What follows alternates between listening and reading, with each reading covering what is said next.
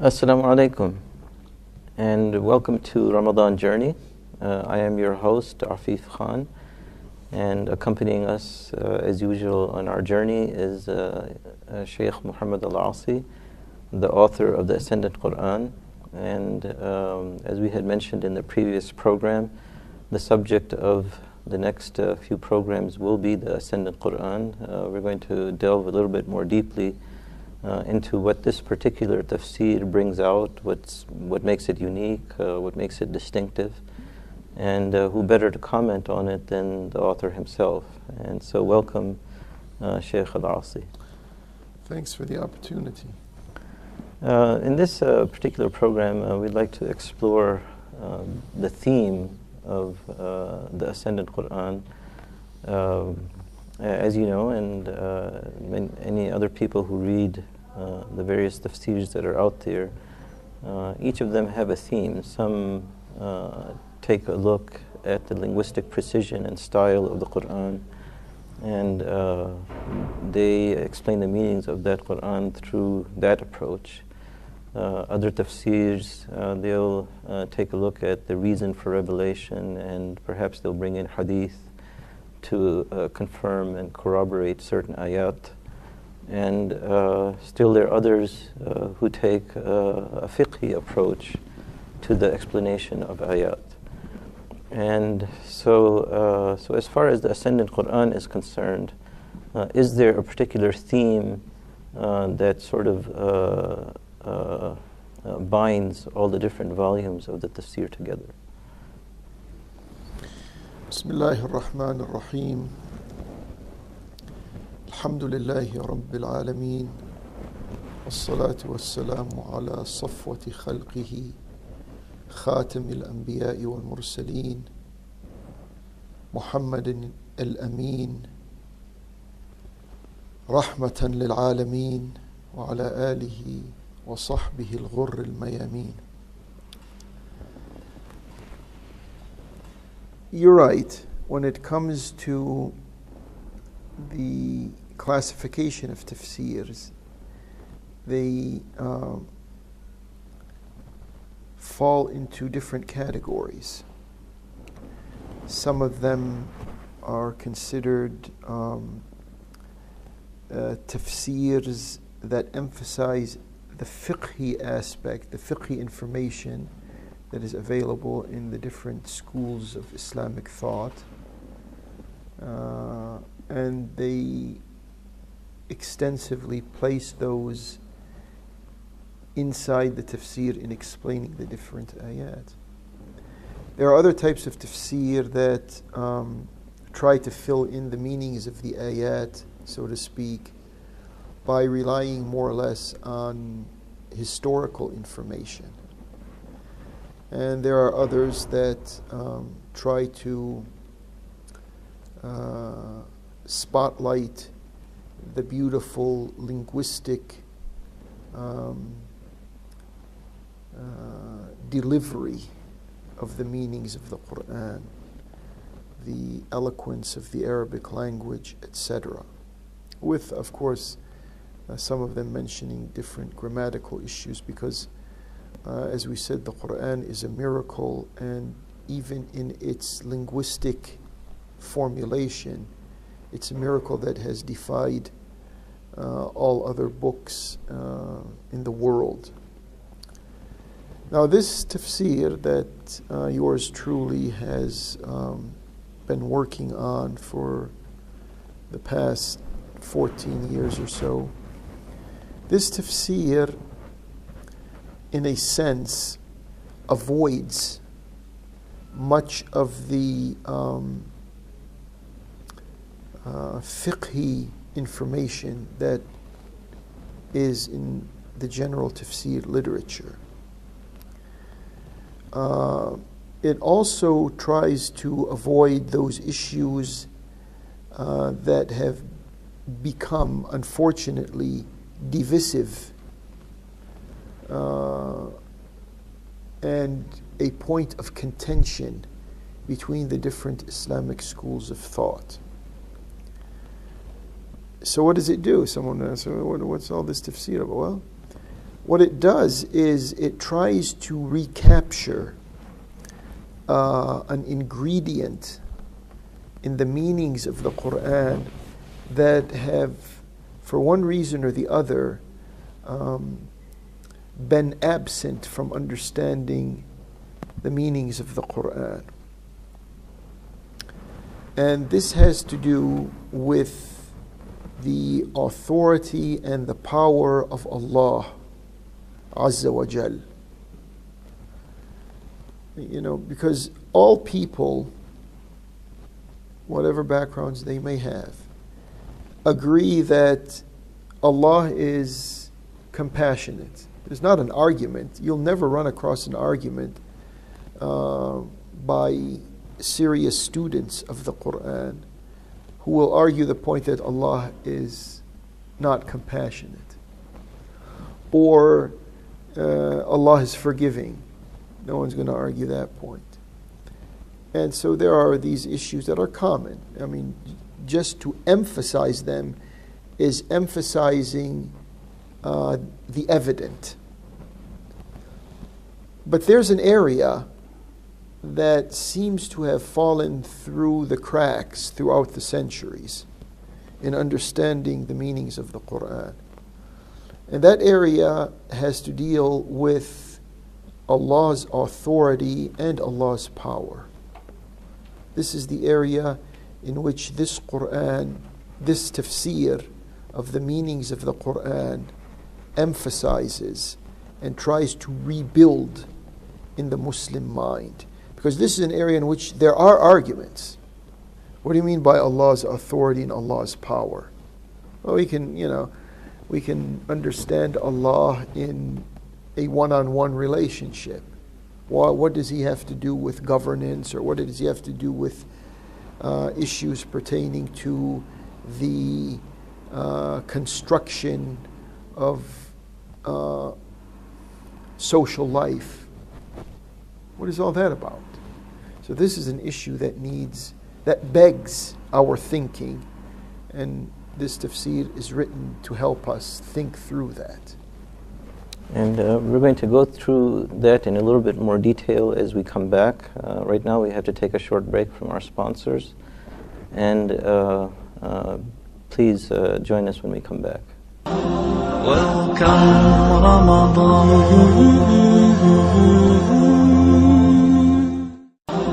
Welcome Ramadan.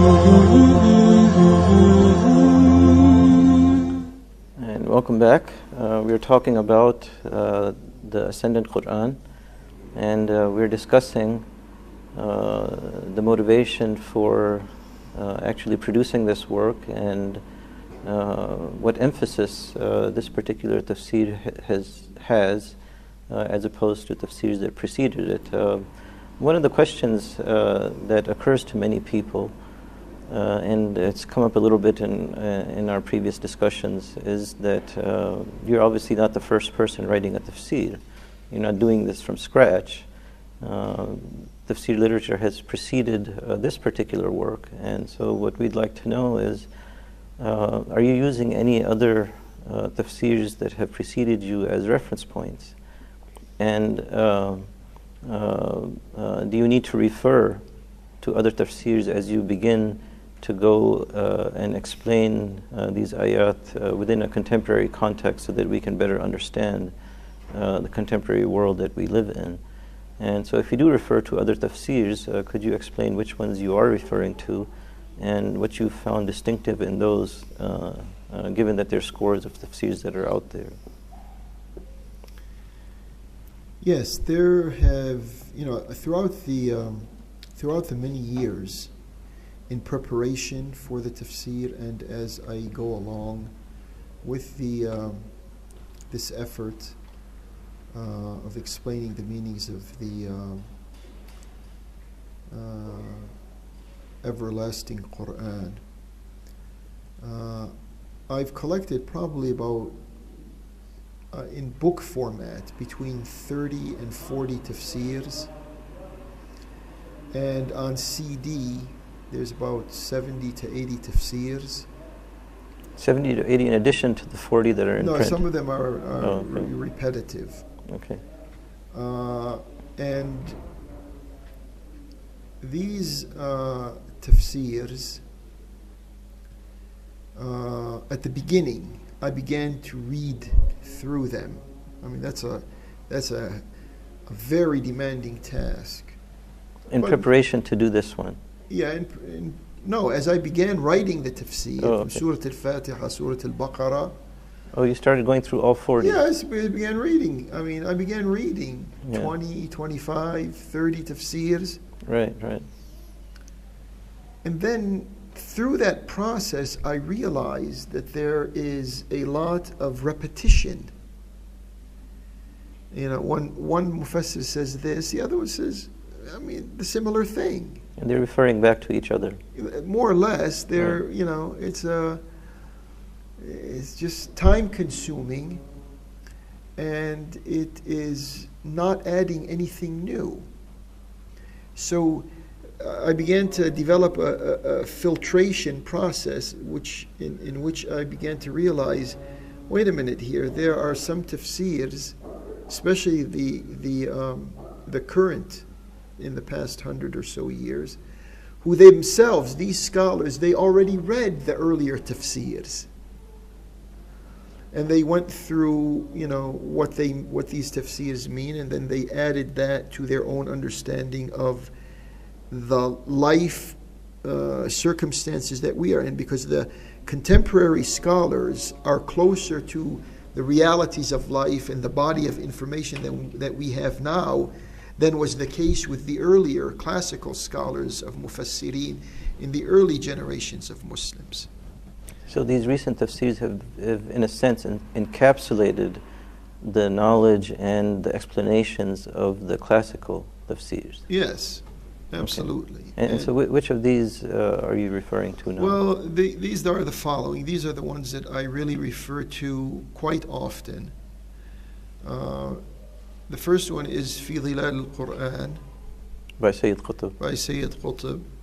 And I'd like to make a clarification here that Sayyid Qutb, when he first wrote في ظلال القرآن, he wrote it and finished it around the late 40s, early 50s of the last century Christian era. And it was a tafsir of a man of letters, because Sayyid, may Allah rest his soul in peace, he was just like yours truly here, graduate in Arabic literature at the university. Oh, so he was taking a look at the style of the Quran. Yeah, strictly from the challenging linguistic aspects of the Quran, the delivery of it, the phraseologies, all of this stuff that has to do with language. So later on, when he was incarcerated, he began to rewrite his own tafsir.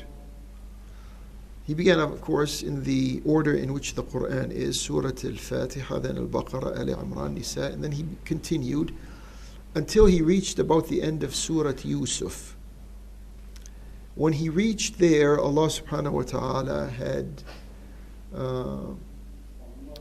his fate was that his life end at that time.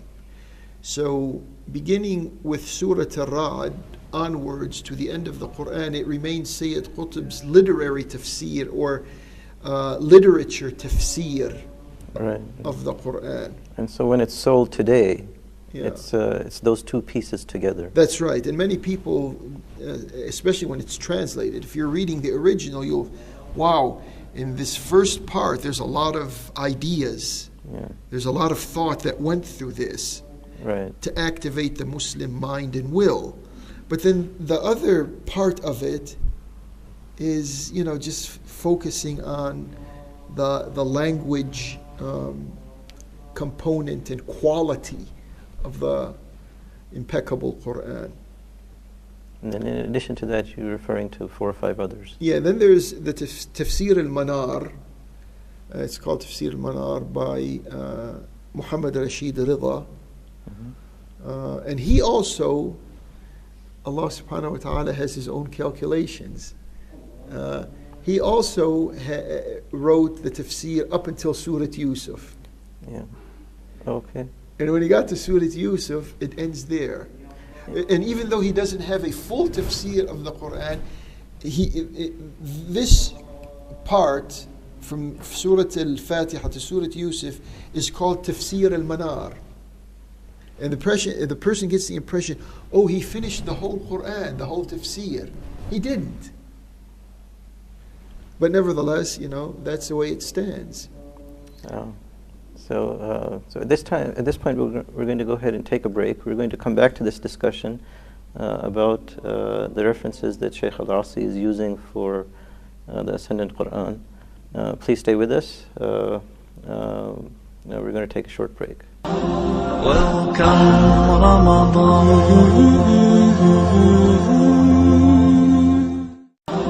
Welcome Ramadan. Assalamu alaikum and welcome back. We're talking about the Ascendant Quran, and we're trying to understand the different reference sources that Imam Al-Asi has used.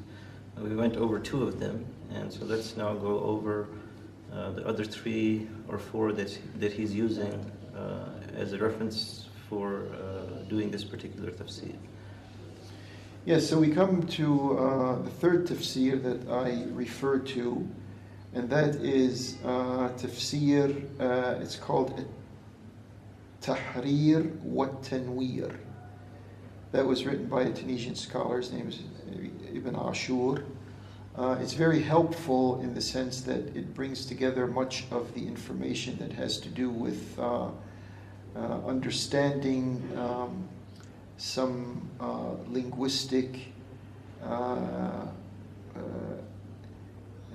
aspects of the Quran and other information in there.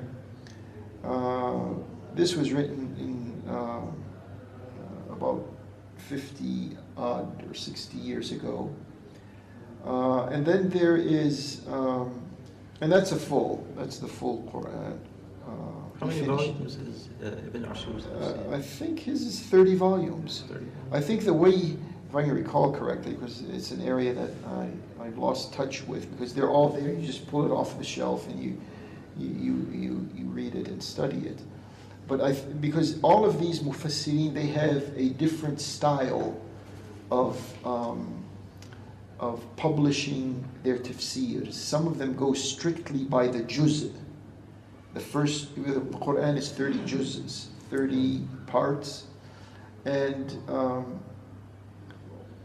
some of these mufassirin, the way they printed their tafsirs is by the juz' itself. Right. So that's why it's 30 volumes. That's why it's 30 volumes. Others didn't necessarily do that. In our case, for instance, we were following the surah format, and so. Yeah, well, I'm very much not. Even if you ask me right now about the own tafsir that I've worked on, I just don't pay very much attention to that. Right. So you know better. You're working on that end. So and others went maybe by combining certain pages until they are maybe 500, 600, 700, however way that works out. Right. And then they put that into one volume and it goes on. Right. But Ibn Ashur, I think his was strictly by the juz', so he has 30 parts, 30 volumes to his tafsir. And then after him there's Tafsir al-Mizan. This is by the scholar Al-Allama Tabatabai, and he has very helpful and well thought out information in his tafsir. It is more sort of a philosophical approach to tafsir. Yes, it does have quite a bit of philosophical extensions of the meanings of the Quran. Some of it is actually